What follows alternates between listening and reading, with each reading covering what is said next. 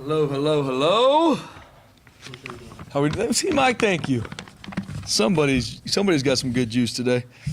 Well, guys, as always, appreciate you guys taking the time to come out on these Mondays as we get ready to take on Washington State this weekend. But just in regards to Saturday night, first off, once again, thank you, Bronco Nation, for showing up, showing out. When we took that field Saturday night, I mean, it was evident. Bronco Nation was there, and this was told to me after the game, which I agree with. Bronco Nation just doesn't come to games; they are in the game, which are two very different situations. It was an awesome atmosphere, and we're going to need every single bit of that this weekend. Sold out game.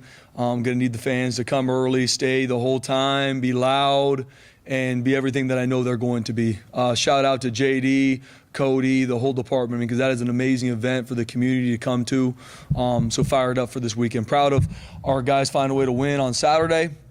A lot of guys did some, good things and kept growing because, like we've talked about a lot before, to me, regardless what a score is, the score is irrelevant to me. It's all about what do we learn, where are we growing to. And that's going to be my meetings with our guys this afternoon is, hey, from the game, what do we learn? Okay, these certain things on all three phases. Now, how are we going to get it fixed? Regardless what the score of the game was, you won or you lost, what do we learn? Where are we growing to? I'm going to be very specific in all three phases how we do that because the best teams keep getting better week in and week out. And then the message is going to be the same for our team. I mean, your best is enough. Your best is enough, but your best is required. As coaches, as players, we don't need to go try and do something different. We understand the challenge that's going to be waiting for us Saturday night on the Blue, but our best is enough, but your best is required in everything you do. But from the game on Saturday, proud of how our guys took the field, came out, played, a lot to still clean up in all three phases. Some mistakes, some errors that we did that can't happen. We got to learn and grow from that. We got to coach it better. We got to make sure our players understand the plan and execute it. Some guys of note, obviously we talked about Matt Lauder after the game, a guy that I consistently said is blocking his tail off, not getting the production, and got the production on Saturday. And that's usually how it works. When you got a guy that's all about the team, doing everything he's supposed to do week in and week out, their time's coming. And I'm a firm believer you get what you deserve in the long run. And Matt Lauder's starting to get that, and it's only going to grow. Another shout out to really, our front seven on defense has done some good things through 3 weeks. I'm proud they still got a lot of meat on the bone, a lot of missed sacks on Saturday night. And we obviously understand the quarterback we're going to see this weekend is, one of the most explosive athletes we've seen all year. So we got to improve, making sure we get the quarterback done in the pocket. But I'm proud of our front seven on defense. I mean, Sheldon Newton continues to be a guy that shows up, is a great teammate, works his tail off, and the production is starting to really show up. We were able to play a lot of guys on Saturday, which is huge for the depth of our team. We're a developmental program, getting guys in there, cutting their teeth. So now we've got game reps to coach them on. If it's special teams, if it's offense, if it's defense. I mean, Dylan Riley was on scout team, a week ago. And he's the Mountain West Player of the Week, Mountain West Freshman Player of the Week. That's football. That's what you love about this game. When your opportunity calls, you better be ready when your number gets called. And he was, and there's a lot of guys that did some good things. And we still got a long way to go. We got to keep learning, got to keep growing. We played 3 games. And right now, and I told our team the same thing, Washington State's played 4 games. They had an extra day to prepare for us. We got to be on the hunt. We got to be on the chase right now. And that's a good place to be in my opinion, when you're on the hunt. So I'm excited where we're growing to. We got to keep doing that. Questions? I think I saw this is like the second most expensive ticket behind Alabama, Georgia on the secondary market. Like, because so many people are trying to get tickets, it's already sold out. Like, just the awesome excitement level. I mean, when the team ran out for Portland State game, you would have thought it was already packed. I mean, just seeing this increased excitement and I guess leading into this game Saturday with some Wazoo alums that live in the area and stuff. Just how exciting is it, I guess, for Saturday? Yeah, it's a big deal. It's a huge deal for the community and for our players, for our staff. I mean, that's why you come to Boise State, for opportunities like this.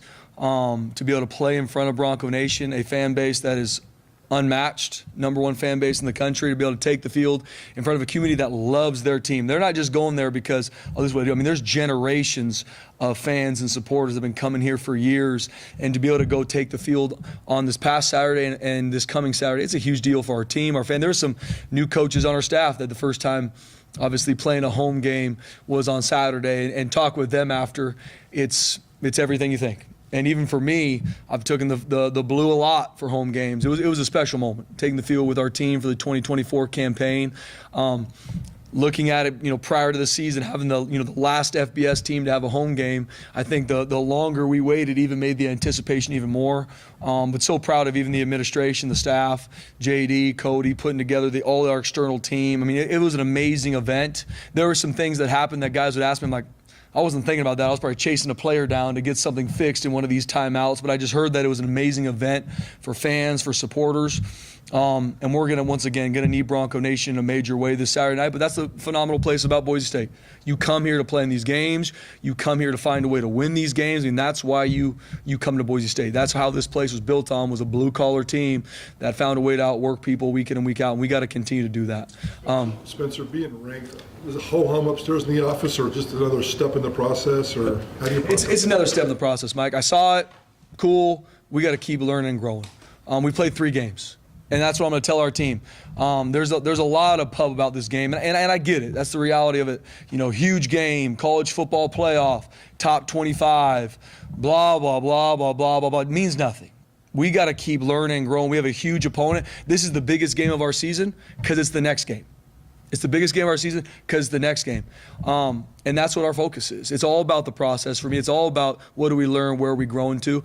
Being ranked, who we're playing, we don't focus on those things. It's how do we continue to be our best every single day because it's required. Washington State's a team, that you guys about to become a conference rival for you guys. It's one of the closest geographic schools to you, FBS wise. What's it going to mean for you to have a regional rivalry like this? It's going to be huge. I mean, having a regional rival, like I've talked about before, I believe that every team we play at Boise State is a rival because we know we're going to get their absolute best. But I think the world of Washington State, I know a bunch of their coaches, obviously, Jeff Schmedding, Frank Miley, we coached together for a long time, 2 of the best coaches I know, but also 2 of some of the best men that I know too. So I know they're going to be very well coached coming in here on all 3 phases, offense, defense, special teams.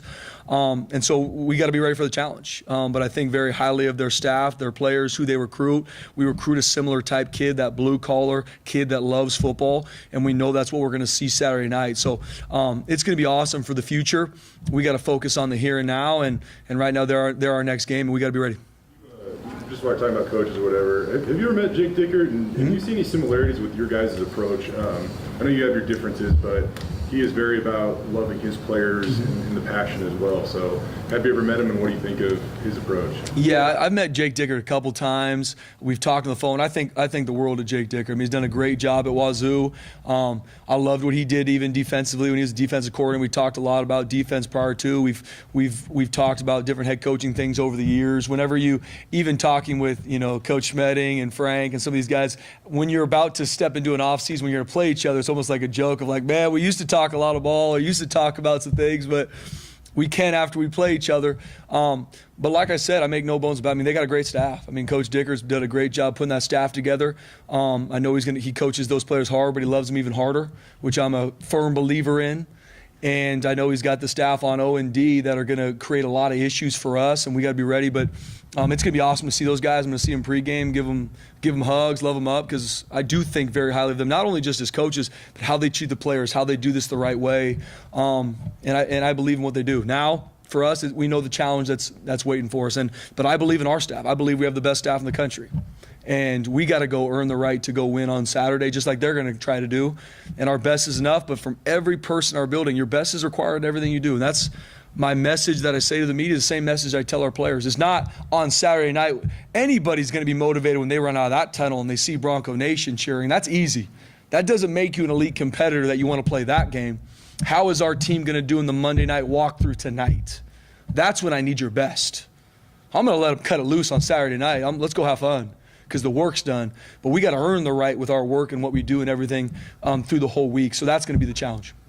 With John Mateer, how would you rank his playmaker, status as a playmaker, and then how much of what he does comes off script or improvising, I guess? Yeah, first off, offensively, what they do offensively puts you in a lot of conflict. They use every 53 1/3 of the field. They've got explosive receivers all over the place. They got a really good O-line. But John Mateer makes that whole thing go. He's about 220 pounds. He's one of the fastest players on the field, regardless of what position they play. He's a matchup issue. He makes all the throws. Done a lot of research on him the past really 24 hours, and even during the bye week did some research on him. And he just seems like a guy that you'd love to play with. A blue collar, captain, a guy that's going to find a way to will his team to win. And he will run. They will do design runs. They'll do some runs, to your point, Joe, that the pocket breaks down and he's out in the open field, which is also a nightmare. So I think very highly of John Mateer. I love his mentality. I love a quarterback that's going to find a way to make plays, even if the play breaks down. That's him. He's going to be an absolute, he's a pivotal part of not only their offense, he's a pivotal part of their whole team. He can put the team on their back. Obviously, what they did to even finish the San Jose State game and go win, what he did at Washington. They're undefeated for a reason. They played some really good opponents. They're undefeated for a reason. They're coming in here hot. They're well coached. They got really good players. We got a huge challenge coming to the Blue on Saturday night. Dylan Riley, he was the guy that you guys kept talking about, but he was just so far behind the other guys in terms of not having a role. And now to see what he did in the game, and not sure if you can touch on Sire, but just do you expect Dylan to be a part of things moving forward here? Yeah, Dylan earned the right. What did he put on film? A week ago on Monday nights we do a developmental scrimmage, and he was scoring touchdowns in the developmental scrimmage. And then the week prior, he was looking at a scout card and seeing how he was able to learn, grow, develop. And when we win the game, I don't have his stats off the top of my head, but 6 carries for almost 100 yards. You can see the kind of juice he has. He's a track kid, but a guy that's up here studying with Coach J-Mo all the time. Coach J-Mo does a great job with those RBs, and seeing him come on the scene and go. He's gonna get his time now because he's earned it. He's deserved the right to get more reps. We'll see what happens with Cy. Our doctors looked at it Sunday, and we're gonna go through this week in practice, see how he feels, and make a game time decision. Pass pro, Dylan Riley. If he does get in that situation, where's the confidence there? I know sometimes freshmen, certainly true freshmen, who didn't show up in January, might have a longer way to go in terms of pass pro. Pass protection. Especially we do a lot of different protections, but I know he's been meeting with Coach J-Mo on it. Even when he was on scout team, even when he was not involved in the game plan, it was helping him learn and grow in some of these protections and the schematics we use offensively. So he's going to have to do a great job this week and how he performs in practice with some of these things, Johnny.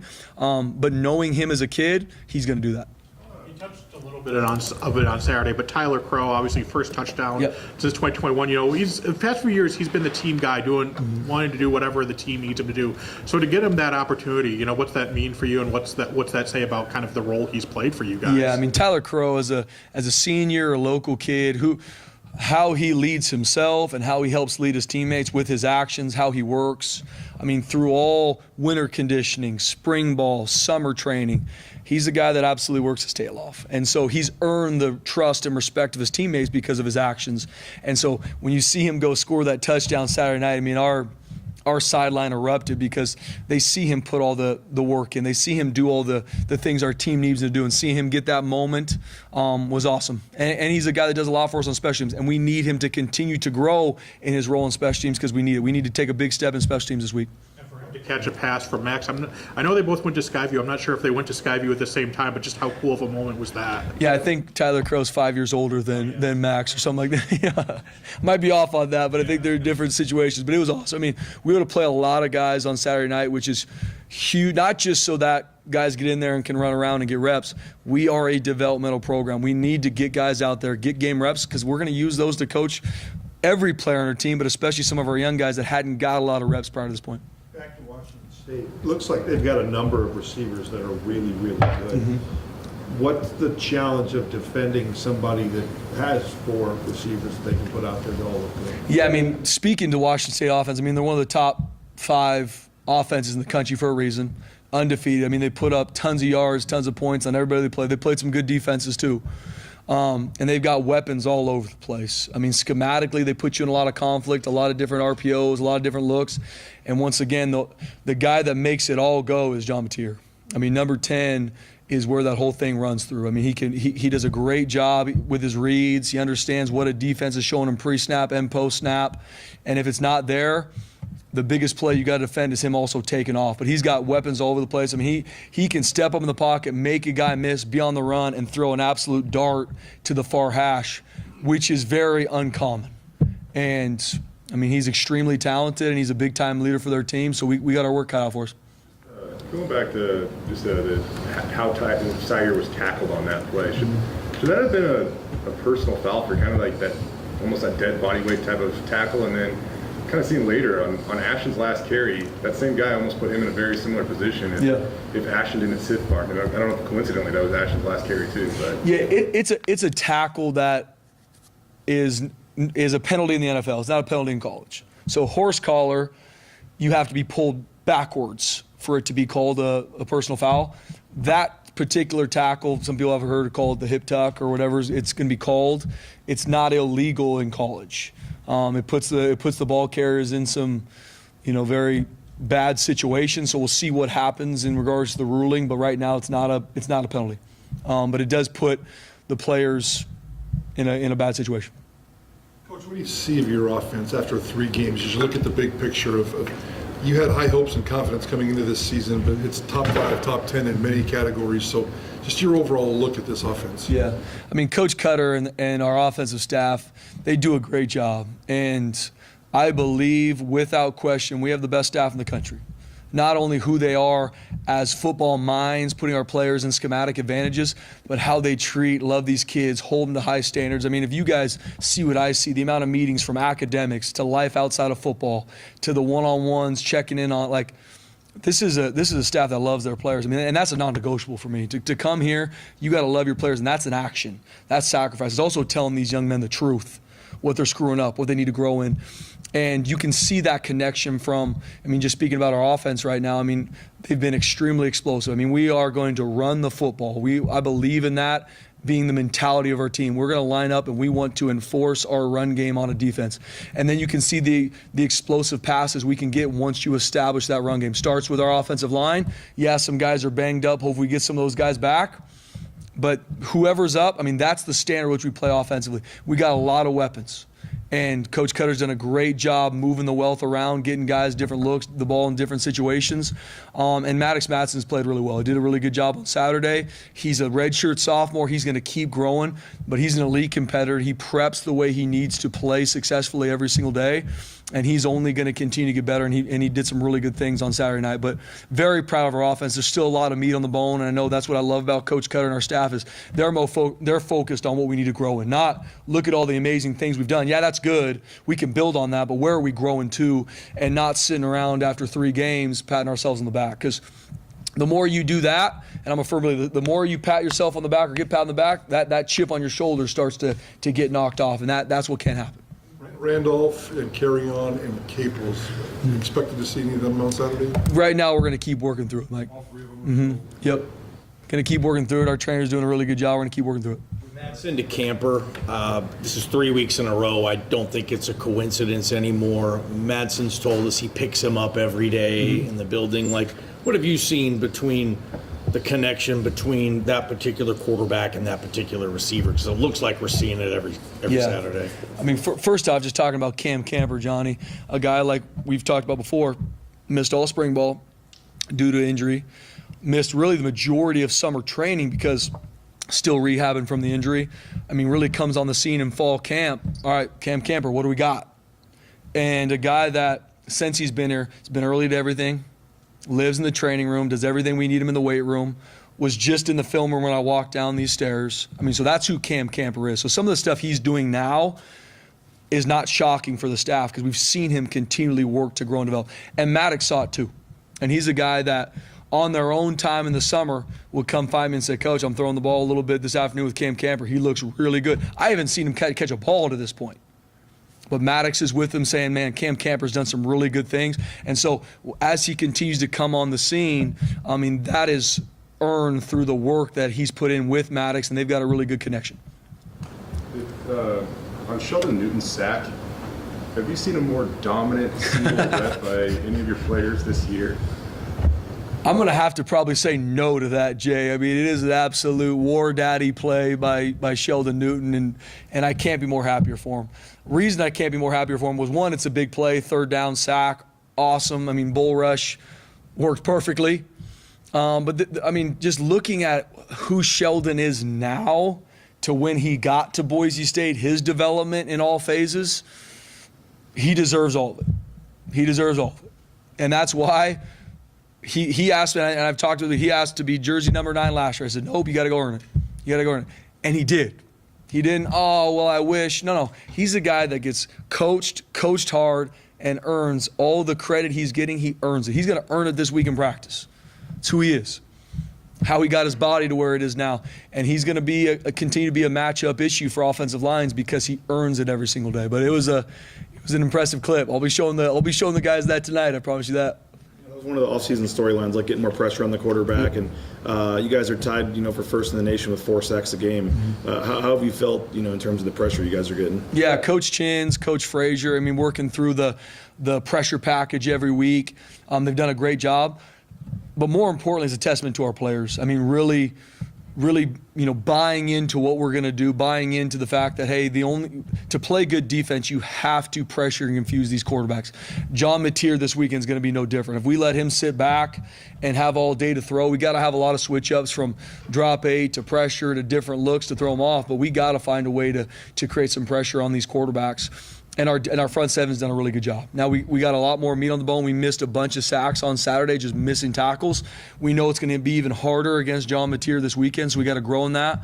But proud of where we're at right now. And pressure and confuse the quarterback's huge. Now we still got a lot of things we got to clean up from a coverage aspect. And we can. We've got the guys to do it. We've got a great staff. And so there's a lot of things when you leave a game that, yes, maybe it went okay in a game because the quarterback was sacked, but there was an open receiver. That's a bust in communication. That's a bust in coverage, or vice versa. Hey, coverage really good, but this pressure pattern's off or this rush is off, so that's why the quarterback gets out. So that's a beautiful part of defense. It's got to be 11 guys working together. It's the front and the back end working together.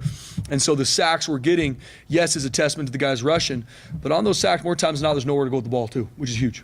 Along those lines, how nice is it to get from so many different people? I think Andrew has 1 or 2. I think Ahmed has 2, but I think no one else on the team has more than 1. So you guys are spreading those sacks around. Yeah, and that's a beautiful. When you create a blitz pattern or a pressure, could be from a 3-man rush, 4-man rush, 5-man rush, 6-man rush. You don't know who's going to be the one that's going to win their one-on-one and go get it. And so it's cool to see a lot of different guys involved in the stats. 2 drives, 2 touchdowns. How did he grade out? More importantly, how psychologically uplifting is that for a guy who hasn't played football in 22 months? Yeah, it was huge to get Malachi in the game, get him some reps.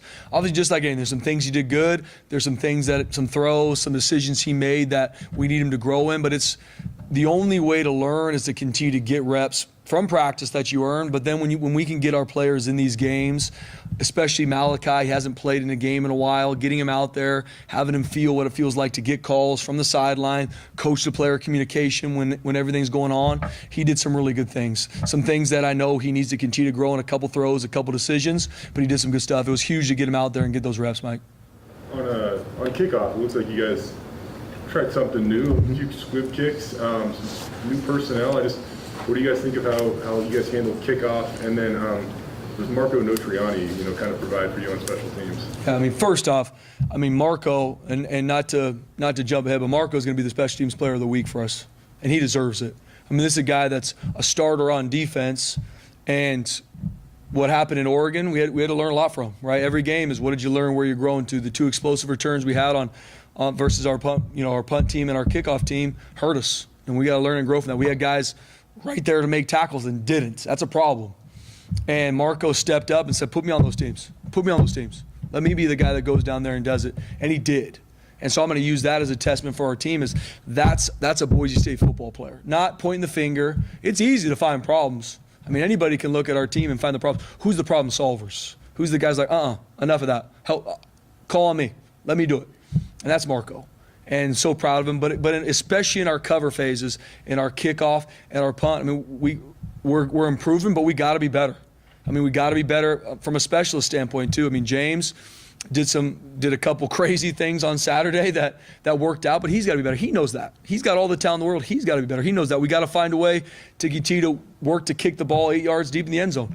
Taryn can. Now we got to be able to do it consistently. Then when the ball gets taken out from a kickoff standpoint, we've got to keep leverage and we got to make sure everybody does their job.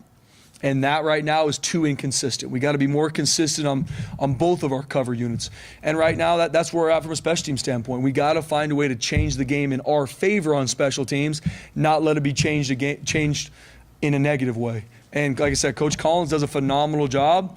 We all got to be better. Me, our team, and we got to have guys step up that maybe to this point haven't had a huge role in special teams. They're going to need to going forward. And so we constantly are looking at our special teams depth chart to see, are we putting everybody in the situation they need to? Because we need guys to go out there that can make plays, not just be a number.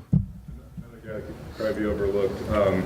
Troy Wilkie, I think he committed here as a walk-on DB, and then he went to running back, and then he was playing wide receiver, and now he's apparently maybe back at running back for the time being. Special teams guy, you called Marco a problem solver. How much does that little dude a problem solver for you? Yeah, Troy Wilkie's doing some really good things. I mean, and we're going to need him to continue to work, to keep growing in how he plays special teams, because he can do it. I mean, he's got the speed, he's got the skill set, and he's got the want to. He's got the drive.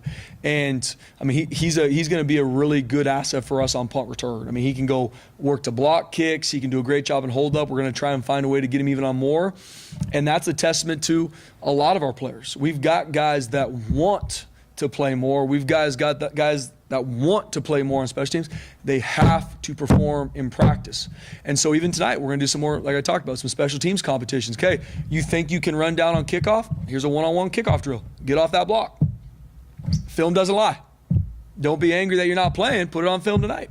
And we got to do that with every single phase, OD special teams, because for me, everything is earned, and it's earned in practice. Not because, trust me, coach, I did it in high school. Trust me, I did it. Do it in practice. And that's what we need to do across all 4 phases of special teams and on O&D. And that's the message always to my team is that. What a guy like Bates do to earn that opportunity? Yeah, perform in practice.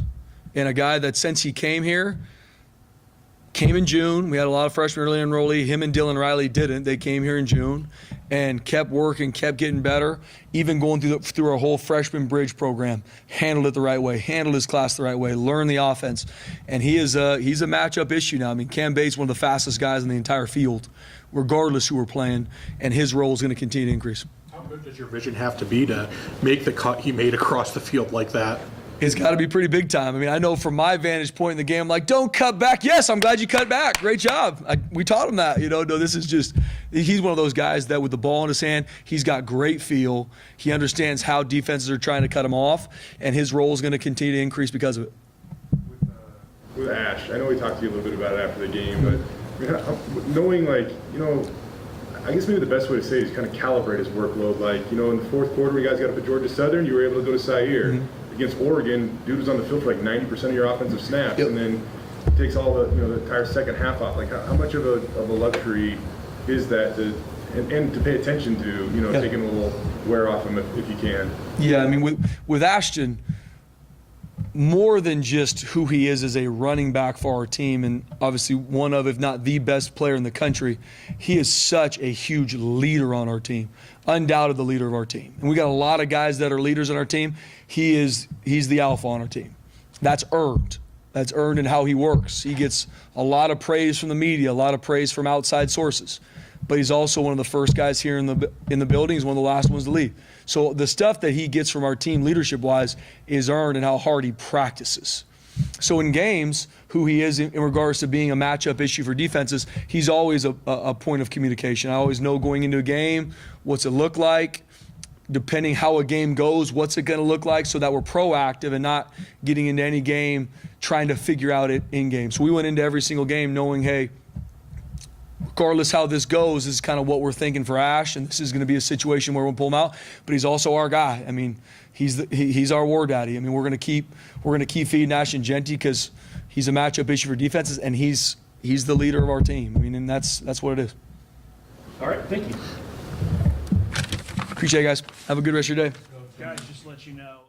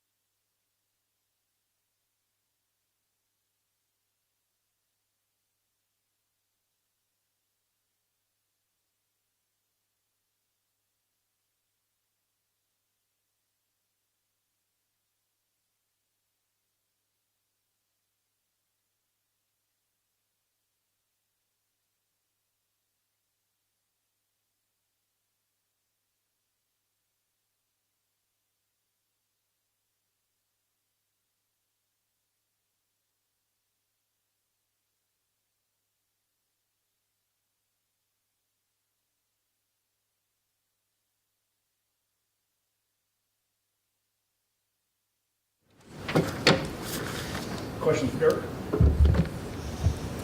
The connection, Maddox to Camper, 3 straight games, Coach. Feels like they got a good rapport. He talked about picking him up every morning and spending a lot of time with him. What have you noticed, and is that connection, a special one developing between those two? I don't really know about the connection as much as just Cam Camper's a good player. I mean, people didn't know much about him. I didn't know much about him because he didn't practice all spring and most of fall camp. So seen some of his tape from Indiana. He's just a good player. He's a good route runner. He understands football, kind of knows how to get open, and it seems like he's always got a little bit of an extra gear. He's long. And when Mad Dog threw that deep ball the other night, I thought it was overthrown when it first left his hand. So he's got a good feel for being able to get under it. How impressive was what Dylan Riley did? Yeah, it was real impressive. But I had told a couple people before the game, if he gets in the game, watch out for this guy, because he's been doing that in practice. It's practice, so the tackling's not live. But we'd kind of seen that before. We're already deep at that position, or going into the year we were really deep. Injuries at running back tend to take their toll. But we had a feeling if he got in there, he'd break one at some point. Is he a guy you think? Not know what's going on with the other guys, but he's a guy you think if you needed him to be a key piece here now moving forward, he's ready for that? Definitely, yeah. I heard Bruce Arians say once, there's a touchdown on every play, you just need to find it. You guys have had 4 one-play drives this year. What's that say maybe about the explosiveness of this offense that, you can hit a home run on the first pitch if you need to? Well, I think a lot of that has to do with the runners. I mean, those, Ashton's a pretty special guy. So I think 3 of those 4 home runs were him. And, I think he's just a special character. Yeah, we're calling downhill runs, and we're not expecting 75-yard runs. We'd take 4-yard runs. You look at like your red zone efficiency, your third down efficiency, your overall production in terms of points and yards. For you, is there like a true measure for you outside of points? Obviously, do you kind of look to or cling to that will suggest this is where we need to be? If you study it, the things that lead to points, obviously not turning it over, explosives, red zone touchdown percentage, third down conversions, sacks. We have been extremely lucky, if you will, or extremely productive, or extremely efficient, some combination of those 3 to this point. It'll be tough to keep it up at that same percentage, but we'll sure try. Tyler Crow had his first touchdown in 3 years. Just, in the 3 years since, he's been doing a lot of big things for the program still. What's he meant for this team? Yeah, T. Crow is just one of the guys that this program was built on. He's a blue-collar Idaho kid who wanted to always play here, does exactly what he's supposed to do, tries to do everything right, can play and fill a lot of different roles, always there when you need him. And it was cool to see him get a chance to touch the ball a little bit more. He did a nice job. With Cameron Bates, you guys, obviously that's probably the top of your call sheet to get that one in. But talking with Spence after the game, joking around, like, don't know if he's necessarily supposed to cut it back there, but he does, and he scores. I mean, Yeah. What do you think of him just going and making a play there? Yeah, well, he's got really good speed and he can change directions fast. Yeah, he was not supposed to take it all the way back across the green like that, but it worked out pretty good. We've been working on that for a couple weeks and didn't really know it was going to happen. The third play of the game, we had it as a high red zone call. Didn't know it was going to happen that quick, and it just came off the board quick, and that was kind of fell into it. But it was a really nice play by him and well blocked. That was another example. I know Matt Lauder, we've been saying how well he's blocking. He had the key lead block on that play as well. He killed that guy in the end. But what about him as getting involved in the passing game? I mean, was that intentional there, Dirk? It definitely was intentional because we've just been missing him. We'd been missing him the first 2 games. Like we had some stuff we sort of try to design things for different guys, and we just been missing him. We hadn't been connected with him in those first 2 games. So we had 2 or 3 things designed where we were going to try to get him to get some touches early. I wasn't necessarily planning on 6 in the first half, but it did work out that way. Your O-line, I mean, the way you're running the football, you've only given up 2 sacks. I mean, given the injuries and stuff, how impressive has the O-line play been? Yeah, I want to start on that sacks thing. First off, to have 2 sacks in 3 games, and one of them was a coverage sack where Mad Dog ran it and was for a loss of 1. And then that second one the other night was when we had our second group in there, and the left tackle, that was a mental mistake, not a physical mistake. He just slid to the wrong guy. So when you can run the ball, it makes protection easier. And so exactly to your point, they're doing a fantastic job of run blocking. Being able to run the ball helps our pass blocking. And those guys, considering we have 2 very experienced starters not playing right now, it's a testament to how hard they work and the job Coach Keen's doing with them. Small sample size, but how did Malachi grade out for you? Well, I'm not going to give you the number, but all 3 quarterbacks, were efficient in what they did.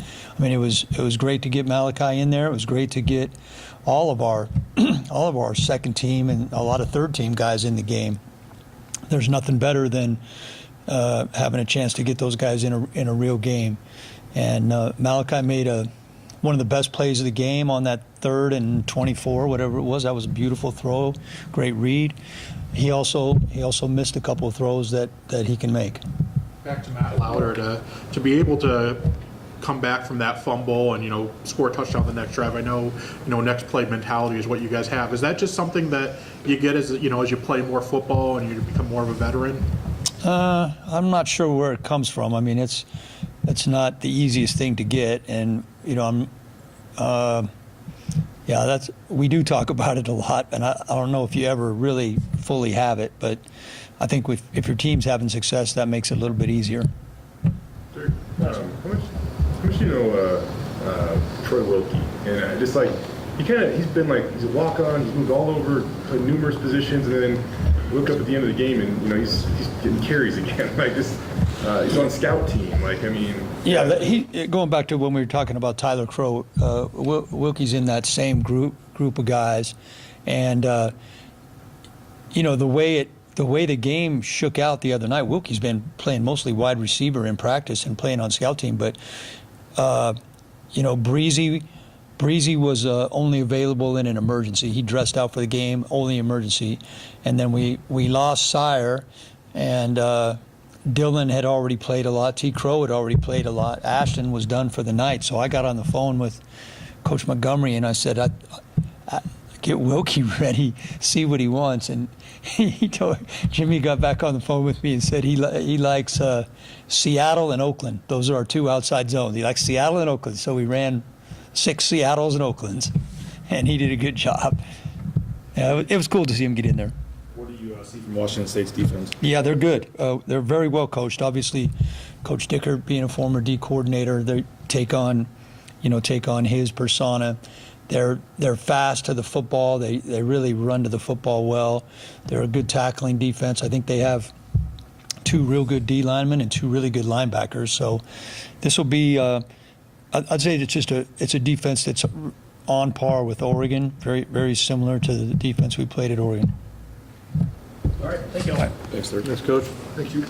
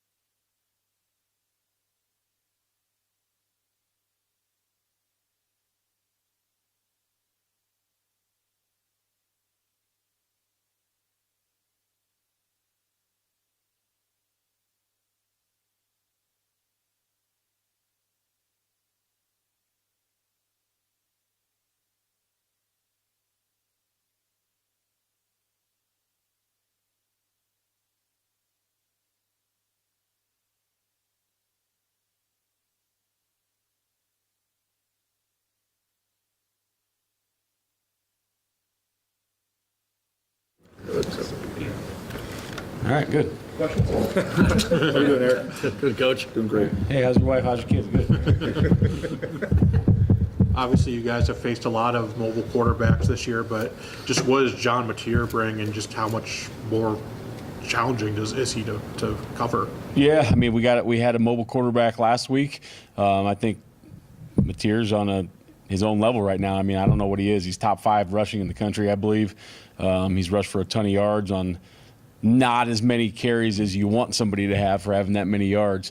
So he's turned runs into explosives, design QB runs. He's also got a lot of yards rushing when the pocket breaks down or the coverage is really good, and he's able to find some scramble lanes. So a lot of difficulties, always trying to get enough people in the box to stop those design QB runs, and then finding a way to either keep him in the pocket or have somebody on him during the pass game.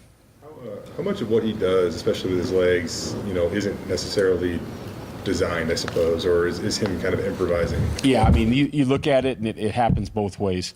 They do definitely have plenty of design QB runs, some QB counter, some draw game, some read option stuff where he can pull the ball, and then, like you said, pocket breaks down, and he can just make it happen. Extremely good athlete. He got in the game last year and played some other positions, so he's a good athlete. I mean, he's like 220 pounds, so he's put together well. He runs the football hard. He's like a running back once the pocket breaks down. You guys are tied for first in the nation in sacks per game. With 4. How have you liked the pressure you guys have been getting on the quarterback? I like the pressure. I wish we would have a few of those sacks back. So I think we need to work hard this week on making sure that we're taking good angles. We're getting to the near hip when we get in that pocket. Obviously, you get pressure with big guys up front, and they aren't as great in space as the littler guys when they're trying to make tackles. But our job is to make sure that we can get them in drills and get them in the right leverage to make those plays. So I guess happy with the pressure, not happy with the amount of sacks that have come from the pressure we've gotten. Have you seen a more dominant in-game rep by any of your players this season than Sheldon Newton on his sack? I don't know. I mean, you watch – that one got highlighted because he got the sack. We'll say that. So a more dominant highlight, probably no. But there's things that happen in the run game where a D tackle or a D end purely dominates an opponent, and that never gets shown on Twitter or whatever. There's times where a DB, a corner, a nickel, a safety completely smothers a guy, and that never gets shown on a highlight. So there's been a lot of guys that have had a lot of great reps. Sheldon just happened to be a great rep with a highlight-worthy finish. So probably the best highlight so far. I didn't mean at the beginning of that, though. I mean, he killed that guard. Yeah, and that's what I'm saying. Same thing as you are. Like there's times where it's inside zone, and Ahmed and Herb or Brax or JV, like they just condense the C, the B, and the A, and that just never gets shown. You know what I mean? Or there's times where the DBs on some of the pressures we've gotten, they've just completely wiped one side of the field out, and it's allowed us to get the pressure. So, like, once again, the most dominant highlight, yes, maybe not the most dominant rep. Seeing how it's more than 2 or 3 guys getting the sack, how encouraging is that to you that you guys have multiple guys that can go there and get those? Yeah, and I think you're never a good pass rush team unless you work together, and being able to rush together up front and being able to work with the coverage. There's times when, if you're going to be a good pass rush team, there's times when the DBs are definitely in conflict back there when you're bringing an extra person to the party. There's also times when the front's in conflict if you're rushing 3 or 4 and you have a mobile quarterback and you're putting more guys back in the zone. So everybody understanding who's in conflict, what has to happen on each defense, that's when you become a really good pass rush defense, along with really good pass rushers, right? And I think we do have good pass rushers. I think our edge guys are really good players, and I think our inside guys are coming along. Andrew Simpson, he's got 3 forced fumbles this season. I think he had 2 in his career before this year. Just what can you say about his improvement so far? Yeah, I think that we've been working hard on the takeaway circuit. Andrew definitely has a knack for that. Like, you guys have been doing this a long time. There's, Charles Tillman. There's just guys in the NFL. I can't remember the linebacker for the Colts a couple years ago, but there's just guys that have that knack, and we're working hard at it team-wide, and we've had some good ones from other people, but he's just got a knack for punching the football out, and he works hard at that piece of it. And you see a lot of those in practice, whether he gets them or not. Like, he's getting that extra punch in practice, and sometimes it comes out, sometimes it doesn't, but he continuously does it, and usually when you have enough attempts, good things happen. I was asking him last week just what his motivation is to, keep getting better, keep going. He told me he was going first in his family to go to college for football and whatnot. Just what do you see in guys, with Andrew, maybe other guys, when they're the first in their family to be doing this kind of stuff? Do you see it as extra motivation? Yeah, I do. I mean, we talked about it the other day. It's, it's changing for generations, So the first in your family to go to college, the first in your family to play football, potentially the first in your family to play professional sports and or have that degree and be able to do whatever you want in business or other endeavors post-football. But that means a lot. But with that, like, I don't like doing paperwork, but I have to do it because I love coaching football. Right? Some guys don't like doing certain pieces of the football or the academics, but they love football. They love being on a Saturday. They love the end result. So it's about doing what you have to do now for what you want most in life. It's not about doing what you want to do in the moment, but it's about figuring out what do you want most in life and doing whatever it takes to get there. And I think a lot of these guys are realizing that. That team you were on, UCF, defensive coordinator, undefeated, all that. Is this team on that level better? Yeah, definitely. Definitely on that level. It's different. Every team you're on is different. I think there's some similarities where it's coming together. It's evolving. It's on the upward trend. It's not plateauing. That team at UCF took a while we had some new players in place, took a while to figure out exactly what team were we, what do they do best, how can we operate the best. And there's a lot of things that go into that, so won't bore you with that, but I think this team is on the same trajectory right now. And what did you make of the crowd on Saturday? And obviously this Saturday expected to be ramped up a little bit, with Wazoo, and just as a defensive coordinator and a defense, how nice is it to be able to feed off that home crowd? It's awesome. The night atmosphere at Boise is probably, I don't know if I've been around much better. I know I haven't. I like to kick off early because I don't like to be up super late, but I know the guys love it. The guys love the crowd. The crowd was awesome. The biggest probably downfall for me going in the box, which is selfish, is like I don't get to be out there on the field anymore because that was really cool last year. Although when the lights went out, it was hard to find people.